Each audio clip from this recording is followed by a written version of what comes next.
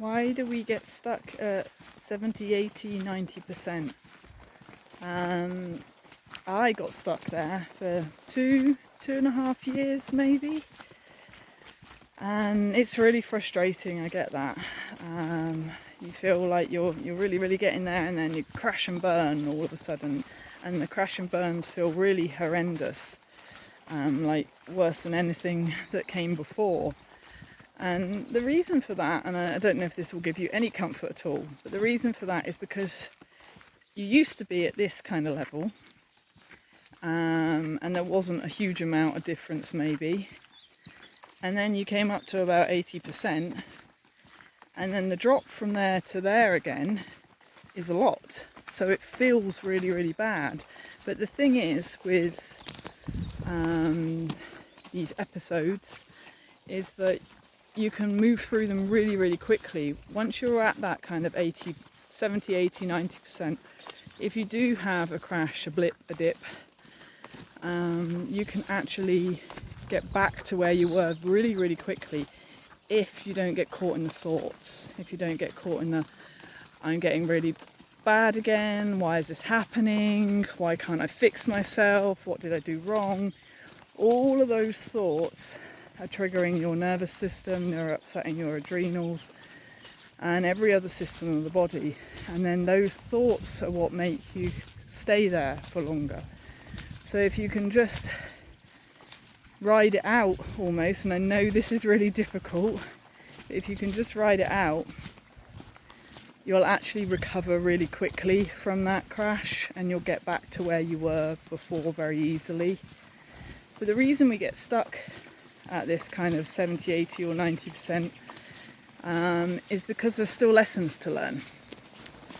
Because maybe we still find ourselves easily overwhelmed. We still find ourselves easily triggered by people. We still take on too much. We're still not prioritizing our sleep. You know, whatever it is, there are lessons to learn, and that's why we get stuck there. But the good thing is, when we learn those lessons, when we actually embody whatever it is that needs to be embodied and fix the problem, as it were, then those are the very lessons that keep us healthy forever afterwards. You know, those are the very lessons that stop us from relapsing at some point. And I've seen this many times. I have a lot of people that come to me that have relapsed, that got themselves well and then got really unwell again, you know, a year, 3, 5 years later. And what I can see from that is that most of those people had not learnt the lessons or not embodied them fully and just forgot that life is not about being Superwoman all the time. Life is not about constantly being triggered and stressed by everyone and everything around. So when we learn these lessons in these later stages of recovery, not only does it help move us along to full recovery, but it will stop us from relapsing later on too. So although that feels shitty to still be stuck where you are, actually it will help that you never ever end up being ill again. And that's really, I know, a big fear of a lot of people, that they get well and then there's always this fear in the background of becoming unwell again.